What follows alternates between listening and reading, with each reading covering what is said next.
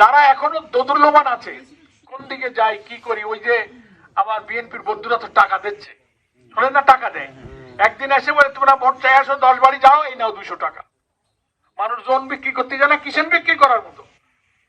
আমি বলি সারা বছর যে লোকটা এলাকায় আসে না, বিল ডাকাতি আর পানি মন ডুবে গেল, সন্ত্রাস হলো, এ হলো, জেল মেল খাটলাম। আমি তো ধরেন এমপি ছিলাম, একবার জিতলাম, একবার হারলাম, মরিয়ে পুড়িয়ে জেল খেটে আমি আপনাদের মাঝেই তো ছিলাম রে ভাই। কিন্তু যিনি এখন বলছেন আমার বাড়ি ডুমুরিয়ায়, আমি ডুমুরিয়া কালকে সেই টুলনা ওনার বাড়ির কাছে সরস্বতী পূজার কি বাণী অর্চনা, ওখানে গেলাম। জিজ্ঞেস করলি আপনারা ওনারা দেখছেন কোনোদিন? না, আমরা অনুকরণ দেখিনি, এইবার দেখতেছি।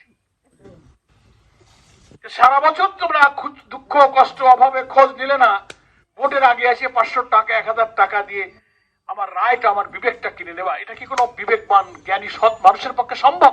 সম্ভব না। তারপরে তারা ভয় দেয়, ভোট না দিলে কিন্তু ঠ্যাং ভেঙে দেবানি।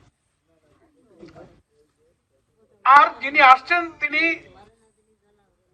ঢাকা লন্ডন থাকেন, দুর্নীতির মামলায় উনি সাজা খাটছিলেন, উনি ওনার বউ খাটছিলেন, প্রচুর টাকা, হাওয়া ভবন ছিল না এক সময়, সে হাওয়া ভবনের উনি মালিক ছিলেন।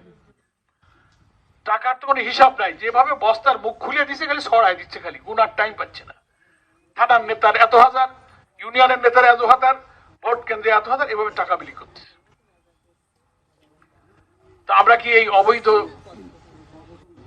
হারাম টাকার পেছনে কি আমাদের মূল্যবান রায়টাকে বিক্রি করে দেব না দেব না বলেন আপনারা? শক্ত থাকবেন, টাকাকে ফেরত দেবেন। তারপর আবার ভয় দিচ্ছে। আমি বলছি এত ভয় দিয়ে এবার কাজ হবে না। হিন্দু মুসলিম আমরা এক জায়গায় বসবাস করি, আপনারা কোনো গাবড়ে যাবেন না। আমি গোলাম পরোয়ার যদি নিরাপদ থাকতে পারি, তো আপনারা ইনশাল্লাহ নিরাপদ থাকবেন।